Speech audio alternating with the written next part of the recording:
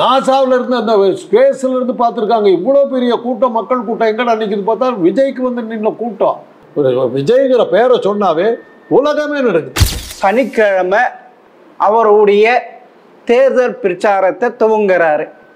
அன்னைக்கு பார்த்து இளையராஜாவுக்கு 50ஆம் ஆண்டு பாராட்டு விழா நடத்துறாங்க சார்.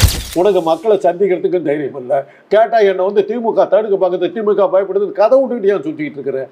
சீமானுக்கும் விஜய்க்கும் மட்டுமே அப்படி வரும், மீதி பேருக்கெல்லாம் டப்பு குத்து இப்படி கூட்ட முடியும். Stalin uncle, Stalin uncle. ஆமா, ஸ்டாலின் அங்கிள் அப்படின்னாரு. யார் இந்த தாத்தா?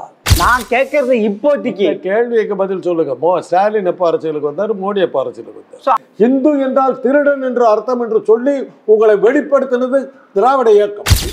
பல அந்தரங்க விஷயங்கள் வெளியே வந்துடும் பயந்து. அந்தரங்கமா? ஆமா, யாருக்கு இருக்கும். இல்ல, திரு கருணாநிதியுடைய அந்தரங்கமா? எங்ககிட்ட எம்ஜிஆரை பத்தி இருந்து வெளியில சொல்றதுக்கு வாய் கூசுற அளவுக்கு விஷயங்கள் இருக்குது.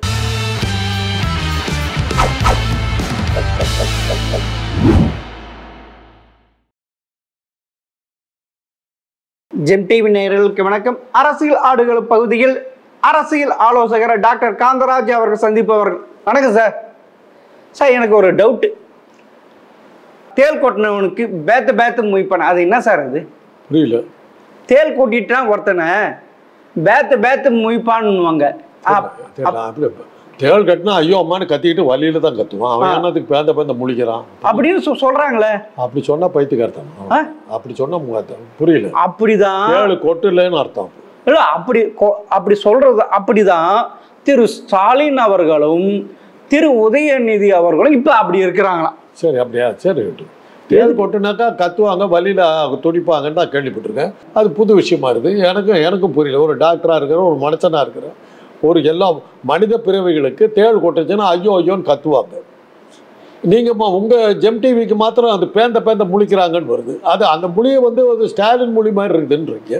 அதுக்கு என்ன பிரயோஜனம்? என்ன ஒண்ணுக்கு ஒண்ணு தொடர்பு ஏதாவது சொன்னீங்கன்னா விளக்கமா சொன்னீங்கன்னா அந்த தேளை புரிஞ்சுக்கிற அளவுக்கு எனக்கு அந்த தேளு தான் விஜய் நடிகர் விஜய் பார்த்து பயப்படுறாங்க. சரி, இருந்துட்டு போட்டுமே பயந்துட்டாங்க. ரைட்டு. அதுவும் விஜயை பார்த்து எல்லாரும் அவங்க என்ன சார் நீங்க விஜய் அல்பமா கணக்கு போட்டீங்க? விஜயை பார்த்து நாடே பயப்படுது சார். நாடு தமிழ்நாடா இந்தியாவே பயப்படுது. அல்பமா பேசாதீங்க. விஜய் என்ன, அவர் மாநாடு போட்டாக்க நாசாவில் இருந்து அந்த ஸ்பேஸ்ல இருந்து பார்த்துருக்காங்க. இவ்வளோ பெரிய கூட்டம், மக்கள் கூட்டம் எங்கடா நிற்கிது பார்த்தா விஜய்க்கு வந்து நின்ற கூட்டம். ட்ரம்ப் ஒரு மாதிரி ஆடி போயிட்டார்ல. என்னடா இவ்வளோ பெரிய ஆதரவோட ஒரு ஆள் இருக்காரு. அப்படிப்பட்ட ஒரு ஆளை வந்து ஸ்டாலின் பயப்படுறான்னு சொன்னா என்னங்க அர்த்தம்? நாடே பயப்படுது, மக்களெல்லாம் பயப்படுறாங்க. ஒருவேளை ஆட்சிக்கு வந்து தொலைஞ்சிருவாருன்னு நடுங்குறாங்க. யாரு? ஓ, நீங்க சொல்றது பார்த்தா வடிவேலு மாதிரி பேஸ்மெண்ட் வீக்கு பாடி ஸ்ட்ராங்கு. அல்பமா அவரை கணக்குப்படாது. இந்த 4 மீட்டிங்கில் வெறும் ஸ்டாலின் உதயநிதி மாத்திரமல்ல, தமிழ்நாடு மாத்திரமல்ல, இந்தியா மாத்திரமல்ல, உலகத்தில் வாழ்கின்ற அத்தனை மனிதர்களுமே பயந்து நடுங்கிறாங்க. இந்த 4 மீட்டிங்கில் இந்த உளறு இருக்காரு.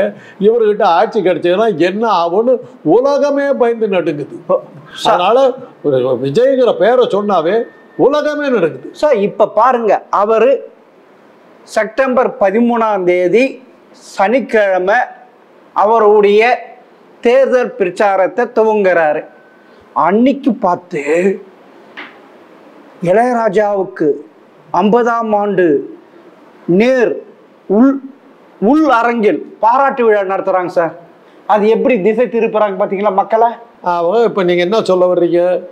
இளையராஜா ஃபங்க்ஷனுக்கு எல்லாம் போயிடுவாங்க, விஜய்க்கு ஆள் வர மாட்டாங்க, ஜெம் டிவி சொல்லுதுன்னு அர்த்தமா? அப்படி இல்லை. வேற என்ன அர்த்தம்? இல்ல, திரு உங்க இது பிரகாரம் இதுக்கு முன்னாடி சொன்ன உங்களுடைய கேள்வி உலகமே நடுங்குதுங்கிற அளவுக்கு பெரிய தலைவர் அவர் இல்லையா? விஜய்க்கு ஈக்குவலா இன்னைக்கு யாருமே இல்லை இல்லையா? ஆமாம், தமிழ்நாட்டில் யாரும் இல்லை. அப்படிப்பட்ட ஒரு ஆளுக்கு அவர் நிகழ்ச்சி நடத்தும் போது இளையராஜாவுக்கு நடந்ததுன்னா இளையராஜா பயப்பட எனக்கு யாரும் இல்லையே. அது தமிழக அரசு நடத்துது. தமிழக அரசு நடத்துது. அரசை கண்டு பயப்படுறாரு. அப்பன்னா ஸ்டாலின் அவர் பயப்படுறாரு. ஆக நீங்க சொன்ன உங்க ஸ்டேட்மெண்ட்டை நீங்க எடுத்த வந்து நீங்களே சாப்பிடுறீங்க. என்ன அர்த்தம்னா ஸ்டாலின் பயந்துட்டாரு. அன்னைக்கு இளையராஜாவுக்கு ப்ரோக்ராம் வைக்கிறாரு. விஜய்க்கு கூட்டம் வரமா எல்லாத்தையும் கூட்டு போறதுக்கு அந்த இல்ல, இல்ல. கூட்டிட்டு போயிடுறாரு. அந்த- அப்ப யாரு அப்ப விஜய் பயப்படுறாரு. அப்ப நீ நடத்தியா, என் கூட்டம் எனக்கு வருதுயா, உலகமே என்ன சுத்தி வருது, இளையராஜாக்கு எவன் வர்றான் பாக்கலான்னு பேசிட்டு போக சொல்லுங்களேன். யாரு சொல்றீங்களா இளையராஜாவுக்கு கூட்டம் போயிட்டு நடக்கிற மாதிரி பேச அப்படி கிடையாது. அப்படியே தமிழ்நாட்டு மக்கள் திசை திருப்பலான்ட்டு அர்த்தராத்திரியில கோட்டை பிடிக்கிறாரு. ஆமா இருக்கட்டும். அர்த்தராத்திரியில கொடை பிடிக்காரு, மழை பெஞ்சது, அதனாலதான் அர்த்தராத்திரியில கொடை பிடிச்சாரு. உங்களை மாதிரி ஆளுங்க அர்த்தராத்திரியில மழை பெஞ்சா கூட கொடை பிடிக்காம போற ஆளுங்கிட்ட அது பேச்சு என்ன பிரயோஜனம்? நான் எருமாட்டு பால் குடிக்கிறேன் சார். அதான் கரெக்ட். அதான் நான் எருமாட்டு பால் குடிக்கிறேன். கரெக்ட், புரியுது. எனக்கு வெயில் காஞ்சாலும் இல்ல, மழை பெஞ்சாலும் சூடு சோற எதுவும் இல்லை, நான் பாடிக்கிட்டு ஆடிக்கிட்டே போவேன். அடுத்த சனிக்கிழமை உதயநிதி ஒரு ப்ரோக்ராம் போட்டிருக்காராம். யாரு வச்சு? நயன்தாரா வச்சியும் நிவேதா பெத்தராஜ் வச்சு ஒரு ப்ரோக்ராம் போட்டிருக்காராம். அதுவும் மக்களை திசை திருப்பத்துக்கு. அதுல இருந்து என்ன புரியுது? ஒரு விஜய்ங்கிற ஒரு பெரிய அகில உலக தலைவரை தூக்கி எறியறதுக்கு ஒரு நயன்தாராவும் ஒரு நிவேதா பெத்தராஜும் போகுதுங்கிறத உதயநிதி காட்டுறாரு. அதுக்கு எதுக்கு உதயநிதி அவங்களை கூப்பிடுறாரு? அவங்க விஜய்க்கு அவ்வளவு போகுதுன்னு அனுப்புறாருங்க. என்ன பெரிய பிஸ்தா இந்த பாரு, நயன்தாராவுக்கும் இது நிவேதா பெத்தராஜுக்கும் வர்ற கூட்டத்தை பாரு, அது உள்ள போல 10 பங்கு ஜாதி இருக்குன்னு காட்ட போறாரு. அப்ப என்ன பண்ண போறீங்க? என்ன பண்ணுவீங்க சார்? இன்னத்துக்கு இதுக்கு என்ன அர்த்தம்னா, விஜய் எதுக்கிறதுக்கு ஸ்டாலினும் உதயநிதி தேவையில்லை, நிவேதா பெத்தராஜும் நயன்தாராவும் போதுங்கிறது வந்து திமுக சொல்லுது. அவ்வளவு அப்படி இல்லை. இவ்வளவு கடிவாளம் போடுறீங்க, இப்படி பயந்து போட்டு நீ அங்க பிரச்சாரம் பண்ணாத, இங்க பிரச்சாரம் பண்ணாத, இங்க நிக்காத, வண்டியில உட்காரு, அப்படி போ இப்படி போன்னு சொல்ற, எதுக்கு இப்படி பயப்படுறீங்க? சொன்னாங்க. பதிமூணாம் தேதி அனுமதி கொடுக்கலையா? கொடுத்துட்டாங்க. அப்புறம் நீங்க சொன்னதுல என்ன, அவங்க போவாத எங்க போவாத நிறுத்திட்டு இருப்பாங்களே, பயந்துருந்தா நிறுத்திருப்பாங்களே, ஒரு அனுமதியை கொடுத்துருக்க மாட்டாங்களே. இப்படி சொல்லி சொல்லி என்ன கேட்டா அவர் பயந்துக்கிட்டார். யா உனக்கு ஏன் இந்த மாதிரி அவர் ஜன்னி கண்ட மாதிரி அலற? உனக்கு அரசியலுக்கு வரவும் தைரியம் இல்லை, உனக்கு மக்களை சந்திக்கிறதுக்கும் தைரியம் இல்லை. கேட்டா என்ன வந்து திமுக தடுக்க பார்க்குறது, திமுக பயப்படுது, கதை விட்டுக்கிட்டு ஏன் சுத்திக்கிட்டு இருக்கிறேன்? பயமுறுத்துறதுக்கு பாரு, ஒரு எலெக்ஷன்ல நின்று காட்ட. அதான் 2026 நிக்க போறாரு. 26 விடு. உங்க கட்சிக்குள்ளார ஒரு தேர்தல் நடத்த, செயற்குழுவும் பொதுக்குழுவுக்கும் தேர்தல் நடத்த நியமிச்சுக்கிட்டு தான் உட்காந்துட்டு இருக்கிறேன். லாட்டரி டிக்கெட் விற்கிறவனை கூட்டு வந்து வியாபாரம் பண்ணிட்டு உட்காந்துட்டு இருக்கிறேன். வேற என்ன பண்ணிட்டு இருக்கு? கட்சி என்ன நடத்திட்டு இருக்கு? மாநாடு இன்னைக்கு ஒரு பூலோகத்துல எவனுக்கு கேள்விப்பட்டதில்லை. ஒரு மாநாடு 1.5 மணி நேரத்துல, 1.5 மணி நேரம் மாநாடு. அது தானாக வந்த கூட்டம். ஆமா, 500 ரூபாய் பிரியாணி கோட்ரு எதுவும் இல்லாம வர்ற கூட்டம். தமிழ்நாட்டில் சீமானுக்கும் விஜய்க்கும் மட்டுமே அப்படி வரும். மீதி பேருக்கெல்லாம் டப்பு குத்து இப்படி கூட்ட முடியும். எவ்வளவு பெரிய லீடர் பாத்தீங்களா விஜய். உங்களுக்கு மிகப்பெரிய நன்றியை சொல்லணும். விஜய்க்கு இந்த செய்தியை சொல்லணும். நீங்களும் சீமானும் ஒண்ணுதான். உங்களுக்கு அது உங்க மக்கள் சக்தின்னு எடுத்தாக்க சீமானுக்கு எவ்வளவு சக்தி மக்கள் சக்தி இருக்குதோ அதுதான் விஜய்க்கும் இருக்குதுங்கிறது வந்து நீங்க சொன்னதுக்கு மிகுந்த நன்றி. நாங்களும் அதைத்தான் சொல்றோம். சீமானுக்கு என்ன ஆச்சோ அதுதான் விஜய்க்கும் ஆக போகுதுங்கிறத நீங்க மறைமுகமா சொல்லிட்டீங்க. இதை விஜய் வந்து பார்க்கணும். இல்ல நீங்க தான் விலைக்கு வாங்கிட்டீங்களா சீமான? விலைக்கு வாங்கிட்டீங்களா? ஒரு வேலை போறவர் தெரியுதா? யாரு? சீமான் வேலை போறவர் தெரியுதா? நீங்க விலைக்கு உங்ககிட்ட தான் காசு கொடுத்தா வேலை போறவர். இல்ல நீங்க தான் இப்ப நீங்களே சொல்றீங்க. ரொம்ப நன்றி. அடுத்த விஷயத்தையும் நீங்களே ஒத்துக்கிட்டதுக்கு மிக நன்றி. காசு கொடுத்தா சீமான் எங்க வேண்டாலும் போவோம். இப்ப அண்ணாமலையே நீங்க விலை வாங்கிட்டீங்களா? அதுவும் நன்றி. ஆமா. ஆக யார வேணாலும் திமுக வேலை கொடுத்து வாங்க முடியும். அவ்வளவு டப்பு இருக்கா சார்? ஆமா, கொட்டி கிடைக்குதா சார்? வச்சிருக்கோம். யார் வீட்டு காசு சார்? எங்க வீட்டு காசு தான். நீங்க நாங்க அச்சடிச்ச காசு, எங்க சொந்த காசு சார். கம்பி எண்ணம் சார், அப்படி சொல்லக்கூடாது. அந்த கம்பியை நாங்க செஞ்சதுதான். எது? அந்த கம்பியை நாங்க செஞ்சதுதான் என்றதுக்கு இல்ல. நீங்க அச்சடிச்சல அது ரிசர்வ் பேங்க் தான் அடிக்கணும். ஆமா, நீங்க நாங்க அச்சடிச்சதுன்னு சொல்றீங்களா? நீங்க தனி நாடா? ரிசர்வ் பேங்க்ங்கிறது வந்து யார் தேர்ந்தெடுக்கப்பட்டது? மக்களால் தேர்ந்தெடுக்கப்பட்ட அதிகாரி, அதை நியமிக்கப்பட்ட அதிகாரிகள் தான் ரிசர்வ் பேங்க்ல இருக்காங்க. அப்படி பார்த்தா ஒவ்வொரு மனிதனும் ரிசர்வ் பேங்க் நோட்டை எப்படி அடிச்சு இருக்குது? இந்தியாவில் இருக்கிற மக்களிடத்திலும் எங்களிடத்திலும் இருக்கிற தங்கத்தின் அடிப்படையில் தான் நோட்டு அடிக்கிறோங்குது. அந்த வகையில பார்த்தா நானும் நீங்களும் தான் நோட்டு அடிக்கிறோம். அப்பனா உங்ககிட்ட அவ்வளவு காசு இருக்கு, உங்களை பார்த்து ரிசர்வ் பேங்க் அடிக்குது. 1 ரூபாய் தங்கத்தை பேஸ் பண்ணி தான் 1 ரூபாய் நோட்டு அடிக்கிறான். மக்கள் கிட்ட நீங்க சொல்றது பார்த்தா அப்படி இருக்கு. எங்களை பார்த்து அப்படி அதனால நான் அப்படி புரிஞ்சுக்கிட்டேன். அப்படிதான் திமுக பார்த்து தான் ரிசர்வ் பேங்க் இயங்குதுன்றீங்க. ஆமா தமிழர்களுடைய எலெக்ஷன் சிஸ்டத்தை பேஸ் பண்ணி தான் இன்னைக்கு இருக்கிற சிஸ்டம் வந்துருது. அதை வந்து ஒழிச்சு கட்டிவிட்டானுங்க. இன்னைக்கு குடவோலை இது சிஸ்டம் எல்லாம் வச்சிருந்தது. எல்லாம் தமிழர்களை பார்த்து கற்றுக்கிட்டு தான். தமிழர்களை பார்த்தா எழுத்துக்களை கற்றுக்கிட்டான், தமிழர்களை பார்த்தா மொழியை கற்றுக்கிட்டான், தமிழர்கள் பார்த்தா நாகரிகத்தை கற்றுக்கிட்டான். இவனுக்கு என்ன சொந்த என்ன இருக்குது, என்ன புத்தி இருக்குது, சொந்த புத்தி ஏதாவது இருக்குதா அவனுங்களுக்கு? யாருக்கு? மற்றவனுக்கெல்லாம் கேட்குறேன். திராவிடர்களுக்கு தான் சொந்த புத்தியே இருக்குது. கட்டடங்க முதலா அணை கட்டினவன் திராவிடன். சரி, முதலா ஒரு கோபுரத்தை 1000 அடி உயரத்துக்கு 100 அடி உயரத்துக்கு கட்டினவன் திராவிடன். புரிஞ்சுங்க. எல்லாம் உலகத்துக்கே நாகரிகத்துக்கு சொல்லிக் கொடுத்த நாகரிகத்தின் உலக நாகரிகத்தின் தொட்டில் திராவிடம். அப்படி அறிவான சமுதாயத்தில் இருக்கிற நம்ம, ஆனா திரு ஸ்டாலின் அவர்கள் ஜெர்மனிலையும் இங்கிலாந்துலேயும் விட்டு பேப்பர் வச்சு படித்தார் சார். அசிங்கமாக இருக்குது சார், அசிங்கமாக இருக்குது. இப்படி தான் இருப்பாங்களா அரசியல் தலைவர்கள்? இவ்வளோதானா அவங்களுக்கு பொது அறிவு இப்படின்ட்டு நினைக்கிறாங்க சார். ரேடியோ ஒரு டிவியில் பார்த்து பேசினா கூட ஆபத்துன்னு ரேடியோவில் பேசிக்கிட்டு இருக்காரு ஒருத்தர். பார்லிமெண்ட்டில் கேள்வி கேட்டால் எந்திரிச்சு ஓடி போகிறாரு ஒருத்தர். அவருக்கு பிட்டு வச்சு படிக்கிறவர் பெட்டரா இல்லையா? அவ்வளோதான் கேள்வி. சொந்தமா பேச தெரியாதா? சொந்தமா எழுதின புத்தகத்தையா படிப்பாங்க? Stalin uncle, Stalin uncle. ஆமா, ஸ்டாலின் அங்கிள் அப்படின்னாரு. யார் இந்த தாத்தா? யாரு? விஜய் தாத்தா சொன்னாரு. தாடி நரைச்சி இருக்குது, தலை வழுக்க விழுந்துருக்கு, விக்கு வச்சுட்டு மூடிட்டு உட்காந்துக்கிற விஜய் தாத்தா ஸ்டாலின். ஒரு சின்ன கேள்வி கேட்கிறேன். ஸ்டாலின் வந்து நிக்கட்டும், விஜய் வந்து நிக்கட்டும், யார் அழகா இருக்கான்னு சொல்லுங்க. விஜய் அழகா இருக்காங்க. உங்க கண்ணை போய் இந்த கண்ணாடியை உடனடியா மாத்தி நல்ல டாக்டரா பார்த்து, விஷயம் தெரிஞ்ச டாக்டரா பார்த்து கண்ணாடியை மாத்திரல கொஞ்சம் மூளையும் சேர்த்து செலவு பண்ணிட்டீங்கன்னா பெட்டரா இருக்கும். நான் எது தேர்மை வச்சேன், வரங்கரை இளைஞர் பட்டாளம் யாருக்கு வருது அப்படின்னு பார்த்தா கிளாமர் அதிகமா இருக்குது விஜய்க்கு. ஆனா இவருக்கு இல்லை. யாரு? திரு ஸ்டாலின் அவருக்கு இல்லை. திரு ஸ்டாலின் அவர்களும் திரு மோடி அவர்களும் ஒரே கூட்டணியில் ஊறிய மட்டைகள். அவர் என்ன செய்யறாரோ அதே பார்த்து குளோனிங்கான செய்யறார் சார். Xerox copy. திரு ஸ்டாலின் அவர்கள் ஸ்டாலின் தன்னை மேக்கப் பண்ணிக்கிறாரு. ஸ்டாலின் எப்ப அரசியலுக்கு வந்தாரு, மோடி எப்ப அரசியலுக்கு வந்தாரு? நான் கேட்கறது இப்போதைக்கு கேள்விக்கு பதில் சொல்லுங்க. ஸ்டாலின் எப்ப அரசியலுக்கு வந்தாரு, மோடி எப்ப அரசியலுக்கு வந்தாரு? அவர் இளைஞராக இருக்கிறப்ப மாணவ பருவத்திலே வந்துட்டார் சார். 1900 வகையில பார்த்தா மோடி ஒரு சின்ன பையன். யாருக்கு? அறிவு விஷயத்துல எடுத்தா. ஆமா, தோற்றத்துல இல்ல, அரசியல் ஞானத்துல மோடி ஒரு சின்ன பையன். மேக்கப் போட்டு சுத்திக்கிட்டு இருக்க ஒரு ஜாலியான ஆசாமி. இவரு வசந்த வசந்த வசந்த வசந்த உற்சவ வசந்த உற்சவத்துக்கு வந்து ஒரு ஜாலியான ஆசாமி. ரயில்வே ஸ்டேஷன்ல டீ வித்தவர் அந்த ட்ரெஸ்ல போறாரு. இவர் படிச்சவர், இது அரசியல்வாதியா இருந்தவர். அதனால அந்த எந்த நாட்டுக்கு எந்த உடையில போகணுமோ அந்த உடையில போறாரு. அப்படியா? அவருக்கு என்ன தெரியும்? எல்லா இடத்துலயும் ரயில்வே ஸ்டேஷன்ல டீ வித்தது என்ன ட்ரெஸ்ல இருந்தா அதே ட்ரெஸ்ல போறாரு. அதுக்கு என்ன பண்றது? திரு ஸ்டாலின் அவர்களின் தகப்பனார் திரு கருணாநிதி எப்படி சார் ஒழிச்சாரு? எப்படி சார் பணத்தை சமூத்த எல்லாம் நிதி நிதின்னு வச்சாரு. கலாநிதி, தயாநிதி, இன்பநிதி, உதயநிதி எல்லாம் நிதி நிதின்னு வச்சிருக்காங்களா சார்? அவங்க கிட்ட பேர்ல தாங்க நிதி இருக்குது. மோடி கிட்ட எல்லாமே இருக்குது. அப்படியா? பேர்ல இல்ல, அத்தனையும் அவர் பேர்ல தான் இருக்கிறதா சொல்றாங்க. Vote சோறுன்றாங்களே sir. சோறுன்றாங்க, ஓட்டு திருடான்றாங்க. நீங்களே வந்து மாட்டிட்டீங்க.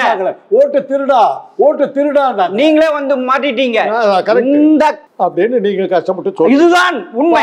உங்களை பார்த்தா இதுதான் உண்மை. பார்லிமெண்ட்ல டிக்ளேர் பண்ணாங்க ஓட்டு திருடன் அப்படின்னு. இன்னைக்கு வரலும் கலைஞர் வந்து உங்க மாதிரி ஆசாமிகள், அறவேக்காட்டு ஆசாமிகள், மூளை குழம்பி போன ஆசாமிகள், மென்டல் ஹாஸ்பிட்டல் இருக்க வேண்டிய ஆசாமிகள் தான் கலைஞர் வந்து அப்படி பேசினாங்க. ஒரு குறிப்பிட்ட ஜாதி தான் அந்த பேச்சு. திருடன் அடுத்தவனை பார்த்து திருடன் கத்திக்கிட்டு போன கூட்டம் நீங்க.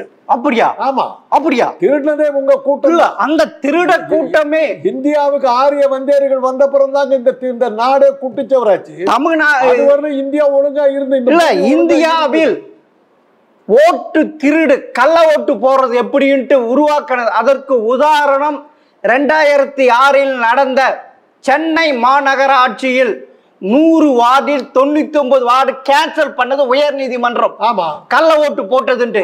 அப்பனா கள்ள ஓட்டு போறது யார்? திமுக. நின்னது யாரு? காங்கிரஸ் நிக்கலையா? அப்போ காங்கிரஸ் நிக்கல. நான் கேட்கறதுக்கு பதில் எல்லா மொத்த எலெக்ஷனையும் கேன்சல் ஆச்சு. மொத்த எலெக்ஷனும் கேன்சல் ஆச்சு. அது யார்? உயர் நீதிமன்றம் தலையிட்டது. நியாயமாக, தர்மமாக, நீதியாக, சட்டத்துக்கு புறம்பாக எல்லாமே நடத்தியது திமுக அரசு. திரு கருணாநிதி தலைமையில் நடந்த சென்னை மாநகராட்சி தேர்தல். அதே உயர் நீதிமன்றம் தான் இப்ப சொல்லிட்டு மோடி ஒரு ஓட்டு திருடன், எலெக்ஷன் கமிஷன் ஒரு ஓட்டு திருடன், ஆதார் கார்டு இல்லாம பண்ண ஃப்ராடு நம்பர் 1 அப்படின்னு சொல்லிட்டு எல்லாம் போட்டிருக்குது. போட்டுதான் ஆதார் கார்டை வச்சு எலெக்ஷனை நிறுத்தியாச்சு சார். இப்படி இப்படி வக்காலத்து வாங்காதீங்க சார். இல்ல இப்படி வக்காலத்து வாங்காதீங்க. வக்காலத்து வாங்கல, உண்மையை சொல்ல. திருத்தை ஆரிய வந்தேரி கூட்டத்தை திருட்டு கூட்டம்னு சொன்னது இந்து என்றால் திருடன் என்று அர்த்தம் என்று சொல்லி உங்களை வெளிப்படுத்தினது திராவிட இயக்கம். அப்படியா? திருட்டு பசங்க, போறவிலேயே திருட்டு பசங்க, ஜென்மமா திருட்டு பசங்க. எந்த ஊருக்குள்ளார போனாலும் அந்த ஊருக்குள்ளார குழப்பத்தை விளைவிச்சு அங்க பொழப்பு நடத்துற ஒரு ஆரிய வந்தேரி கூட்டம். நீங்க வந்து அடுத்தவனை பார்த்து திருடன்றீங்களா? இந்த நாடு உங்களுக்கு சொந்தமா? இந்த மண் உங்களுக்கு சொந்தமா? இந்த மொழி உங்களுக்கு சொந்தமா? இந்த கலாச்சாரம் உங்களுக்கு சொந்தமா? எது உங்களுக்கு சொந்தம்? திருடிக்கிட்டீங்க. அரசமரம் தேடி புத்தரை வந்து பிள்ளையார்னு கும்பிடுறீங்க. தீபாவளி வர்த்தமான மகாவீரர் இறந்த நாளை வந்து துக்க தினமா அறிவிச்சு அதை இது பண்ணும்போது நரகாசுரன் செத்த நாள்னு சொல்லி அந்த தீபாவளியை திருடி கொண்டாடுறீங்க. மாடு தின்னுட்டு இருந்த நீங்க வந்து சமணர்களை பார்த்துட்டு மாடு திங்கிறத விட்டீங்க. திருட நீங்களா நாங்களா? திருட்டு வேலையா திருட்டுத்தனத்தையே வச்சுக்கிட்டு இருக்கிற ஒரு தொழிலா வச்சுக்கிட்டு இருக்கிற பிறவியா வச்சுக்கிட்டு இருக்கிற ஒரு மதம், ஒரு இனம் வந்து மத்தவனை பார்த்து சொல்றீங்களா? என்ன என்ன அதுக்குதான் கேள்வி. இது மாத்திரமா செஞ்சீங்க? இது மாத்திரமா செஞ்சீங்க? எம்ஜிஆர் ஒரு நியாயமான மனிதர், தர்மமான மனிதர், நீதிவானமான, சத்தியவான், நீதிமான். கணபதி பட்டு கிட்ட கேட்கணும். அண்ணா நகர் தொகுதியில் திரு கருணாநிதி அவர்கள் தோத்து போய்விட்டார். அண்டே கூப்பிட்டு, அப்பா விட்டு கொடுத்துரு, அவர் பெரிய தலைவர், அவருக்கு அசிங்கமாயிடும் அப்படின்னு ஜெயிச்சவர் சார். திரு கருணாநிதி. அந்த கருணாநிதி ஏன் தோக்கடிக்க பார்த்தாரு? அவ்வளவு பெரிய மனுஷன் சார். இது இல்ல, இதுல இருந்து நீங்க தப்பிக்க முடியாது. ஆமா, இது நடந்தது இருக்கட்டும். அது நடந்ததாவே இருக்கட்டும், உங்க சத்தியமாவே இருக்கட்டும், வச்சுக்கோங்க. அப்படிப்பட்ட ஒரு உயர்ந்த மனிதரை இவர் ஏன் தோக்கடிக்க பார்த்தார்? யாரு? எம்ஜிஆர். எம்ஜிஆர் தோக்கடிக்க பார்க்கல, தோத்து போயிட்டாரு. அவரை தோத்து போயிட்டாரு. ஆனா அவர்தான் பெரிய மனிதர். அவர்தான் பெரிய மனிதர். உங்க ஸ்டேட்மெண்ட்டை வச்சுதான் சொல்றேன் நான். ஹண்டைய கூப்பிட்டு என்ன சொன்னதா சொன்னீங்க? அப்பா, நம்ம தமிழக அரசியல் கட்சியில் மிக பெரிய மனிதர், அவர் தோத்தா அசிங்கமாயிடு அவருக்கு, அதனால நீ தோத்துரு. அவர் என்ன சொன்னார் தெரியுங்களா? அவ்வளோ பெரிய மனுஷனை நான் ஒரு ஃப்ராடு ஏமாத்தி தோக்கடிக்க பார்த்தேன், என் பேர் கெட்டு போயிடும், அதனால நீ விட்டு கொடுத்துட்டு ஏன் மானத்தை காப்பாத்துன்னு. அப்படியா? ஆமா, அதுதான். உங்களுக்கு எப்படி தெரியும்? நாங்க அதுல இருந்தவங்க, அப்படி கட்சியில இருந்தவங்க, எங்களுக்கு தெரியும். கலைஞரையே தோக்கடிச்சவன் பேர் வந்ததுன்னா என் பேரு மான மரியாதை எல்லாம் போயிடும் சொல்லி பயந்து போய் பல அந்தரங்க விஷயங்கள் வெளியே வந்துடும் பயந்து. அந்தரங்கமா? ஆமா, யாருக்குதான் இருக்கும். இல்ல, திரு கருணாநிதியுடைய அந்தரங்கமா? உங்களுக்கு தெரிஞ்ச அந்தரங்கம், உங்களுக்கு கருணாநிதி அந்தரங்கம் என்ன இருக்குது உங்ககிட்ட? எங்ககிட்ட எம்ஜிஆரை பத்தி இருந்து வெளியில சொல்றதுக்கு வாய் கூசுற அளவுக்கு விஷயங்கள் இருக்குது. அப்படியா? ஆமா. அப்ப டெட்டால் போட்டு சொல்லிட்டு டெட்டால் போட்டு அதனாலதான் நாங்க சொல்லல. உள்ள இருக்கிற பாக்கையெல்லாம் செத்து, அதனாலதான் நாங்க சொல்லல. தீப்பொறி எப்படி பேசுறாரு, சிவாஜி கிருஷ்ணமூர்த்தி எப்படி பேசுறாரு, இதெல்லாம் அசிங்கமா இல்ல? இப்படி எல்லாம் சொல்றதுக்கு இது இல்ல. நீங்க நாகரீகமா பேசுறீங்க. அதாவது இவங்களுக்கு இதைத்தான் சொல்லணும், குட்டி கிருஷ்ணனுக்கு இதைத்தான் சொல்லணும். குட்டி கிருஷ்ணன் கிட்ட இப்படித்தான் நான் பேசுவேன். நீங்க ஆபாசம் நீங்களே ஒத்துக்கிறீங்க. ஏன்னா ஆபாசத்துக்கு பதில் ஆபாசம் தான். இல்ல, நீங்க சமூகநீதி, வயலன்ஸ் begets violence. நீங்க சமூகநீதி பத்தி பேசுறீங்க. சமூக நீதி உங்ககிட்ட பேச மாட்டேன். இல்ல, உங்க ரசிகர்களுக்கு சமூக நீதிக்கு சம்பந்தமே கிடையாது. சமூகத்துக்கும் உங்களுக்குமே சம்பந்தம். உதாரணம் சொன்ன நீங்க, நான் சொன்னா உண்மையான நியாயமான உப்பு போட்டு சாப்பிடுவேன், முருகு மரத்தர் நுனியில தூக்கு போட்டு செத்துருவேன். ஏன்னா திண்டிவனத்தில் ஒரு பெண் கவுன்சிலர் அரசு ஊழியர் பட்டியல் இனத்திற்கு காலில் வச்சாங்க சார். இது விட ஆதாரம் வேற என்ன சார் இருக்கு? உங்ககிட்ட சமூக நீதி இருக்கா? இல்லையே. இது இருக்கா? நீங்க இவ்வளவு தூரம் வக்காலத்து வாங்குறீங்க, எங்க கிட்ட சமூக நீதின்ட்டு அது சொல்றதுக்கு எந்த விதமான தகுதியும் தாரமும் எதுவும் உங்களிடத்தில் இல்லை. அது எங்களுக்கு இருக்குது. அதை சொல்லி கேட்கறதுக்கான தகுதியும் அதை வெளியிடுவதற்கான தாரமும் பேச்ச நீங்கள கேட்டுக்கிட்டு இருந்தில்ல. எந்த தார்மீக இதையும் தர்மமும் நேர்மையும் யோகியதையும் எதுவுமே இல்லாத ஒரு டிவியில பேசுறதால அர்த்தம் இல்லை. இல்ல, உண்மையை புட்டு வைக்கிறேன். இந்த டிவிக்கு என்ன வேணுமோ அந்த இடத்துல தான். பாரதி அவர்கள் நாங்க போட்ட பிச்சடா உயர் நீதிமன்றத்தில் நீதிபதியாக பட்டியலினத்தை உருவாக்க நாங்க போட்ட பிச்சை சார். RS பாரதி, திரௌபதி முர்முக்கு அதே தானா சார்? அதுக்கு நீங்க அங்க போவாது, இங்க வாங்க, இங்க வாங்க சார், இங்க வாங்க சார், இங்க வாங்க சார். இப்படி எல்லாம் மாத்துறீங்க. இன்னும் கொஞ்ச நாள் இல்ல இல்ல ராம்நாத் கோவிலுக்கு பிச்சை தான் போட்டு இல்ல. இன்னும் கொஞ்ச நாள் போனா திரு காந்தராஜ் அவர்கள் இன்ப நிதிக்கும் இப்படி வக்காலத்து வாங்குவாரு போல் தெரிகிறது. இவ்வளவு பெரிய அறிவாளி அவர்கள். இன்னைக்கு வந்த பையனை கூட வாங்காதீங்க சார். கொஞ்சம் அறிவை யூஸ் பண்ணுங்க சார். அது என்ன கஷ்டம்னா 60 வருஷமா இருக்கிற ஸ்டாலின், அது 10 வருஷமா ஒரு டிவி வித்துக்கிட்டு இருந்த ஒருத்தர் பிரைம் மினிஸ்டரை ஏற்றுக்க வேண்டிய துர்பாக்கியம் இருக்குது இல்லையா? அது மாதிரி தான் அது. இப்போ உங்களில் ஒரு நன்றியை சொல்கிறேன். இன்பநிதி வருவாருங்கிறது நீங்களும் ஒத்துக்கிட்டீங்க. அன்னைக்கு காந்தராஜ் உயிரோடு இருந்து ஆதரிப்பாங்கிறதையும் ஒத்துக்கிட்டீங்க. ரொம்ப நன்றி. அதுதான் அடிமைகள். உங்களை அறியாம கில்ஜி வம்சம் இல்ல, வரலாற்றில் கில்ஜி வம்சம் என்பது அடிமை வம்சம். 31 அமைச்சர்களில் 27 பேர் குற்றப்பத்திரிகை இருக்கு, 14 பேர் அதீத குற்றவாளி என்ற இருக்கிறது. இப்பொழுது புதுதாக கொண்டு வந்திருக்கிற பில் மூலம் அமைச்சர் பதவி போகும்போது தேர்தலில் நிக்க போவதில்லை, ஜெயிலுக்கு போறாங்க சார். இந்தியா கூட்டணியிலே அதிகமான குற்றவாளி இருக்கிற கட்சி திமுக சார்.